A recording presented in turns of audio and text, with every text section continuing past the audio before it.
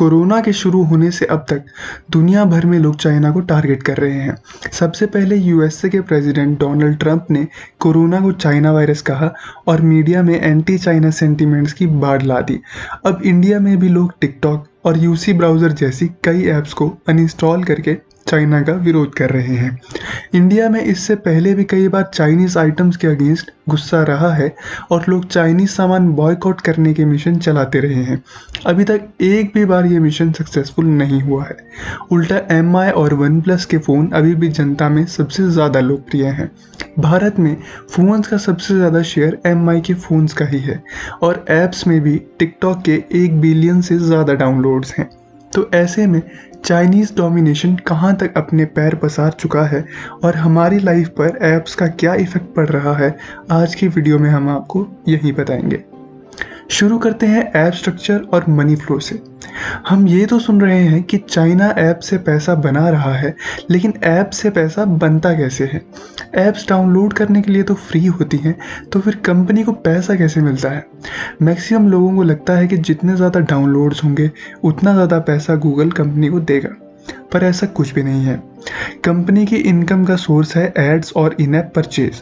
इसके अलावा sponsored content और सब्सक्रिप्शन से भी पैसा कमाया जाता है, लेकिन किसी भी फ्री ऐप का सबसे बेसिक इनकम सोर्स है एड्स।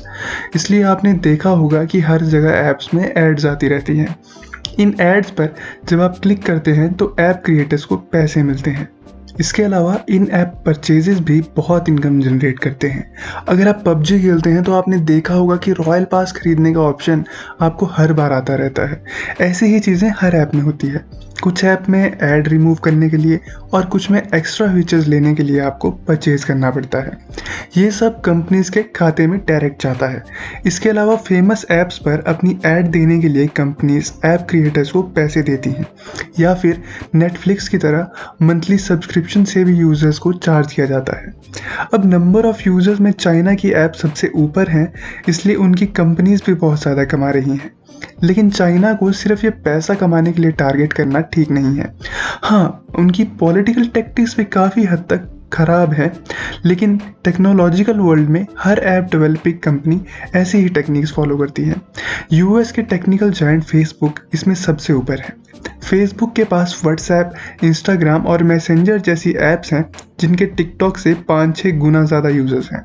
अब आप पूछेंगे कि व्हाट्सएप पर तो कोई एड्स नहीं आती, ना ही उस पर कोई पेड कंटेंट है, तो फिर व्हाट्सएप इतना रेवेन्यू कैसे ला रहा है? अगर आप पहले से अवेयर नहीं हैं तो I hate to break this news कि उनका रेवेन्यू आता है डेटाबेस मैनेजमेंट से। सोशल मीडिया ऐप से कंपनीज को यूज़र्स के बारे में हर तरह की इंफॉर्मेशन मिलती है। उनके लाइक्स, डिसलाइक्स, वो कैसी सोच को फॉलो करते हैं और कैसी बातें उनके इमोशंस को जल्दी ट्रिगर करके उनकी सोच को बदलती है। ये इंफॉर्मेशन बाकी कंपनीज के लिए बहुत फ़ायदेमंद होती है।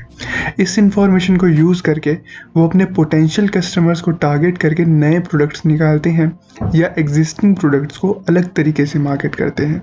सोशल मीडिया का एल्गोरिदम इस तरह से होता है कि जो चीज़ आप लाइक करेंगे आपको वैसे ही सिमिलर बातें नज़र आएगी।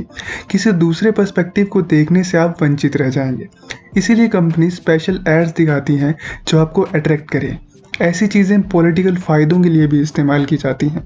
पॉलिटिकल पार्टीज़ सोशल मीडिया के ऐप्स का डेटा यूज़ करके आपको ऐसी चीज़ें दिखा देते हैं जो आपको आसानी से अट्रैक्ट करें और आप उस पॉलिटिकल पार्टी को फॉलो करने लग जाएं। फेसबुक को इसी वजह से 2018 में कोर्ट का सामना करना पड़ा था और उनके सीईओ मार्क ज़करबर्ग ने माना है कि वो यूज़र्स के डेटा को यूज़ करते हैं। तो आप जितना भी प्राइवेसी सेटिंग्स रख लें और आप पासवर्ड जितना भी स्ट्रॉन्ग कर लें, आपका डेटा कंपनीज के हाथ में ही है और वो आपके इंटरेस्ट का अपने फ़ायदे के लिए इस्तेमाल करते रहेंगे। ये डर्टी बिजनेस टेक वर्ल्ड में सदियों से चलता आ रहा है और चलता रहेगा। इसके लिए आप सभी ऐप्स को यूज़ करना तो नहीं छोड़ सकते। बेहतर यही है कि जो चीज़ आप यूज़ कर रहे हैं उस पर आने वाले कंटेंट को पहले एनालाइज करें कि क्या वो बात सही है, कहीं वो कोई ऐसी बात तो नहीं जो आपके इमोशंस या व्यू पॉइंट का फ़ायदा उठा रही है। चाइनीज़ ऐप्स को अनइंस्टॉल करना आपकी अपनी मर्ज़ी है। आप उनके प्रोडक्ट्स को बॉयकॉट भी कर सकते हैं, लेकिन बिना सोचे समझे कदम ना लें।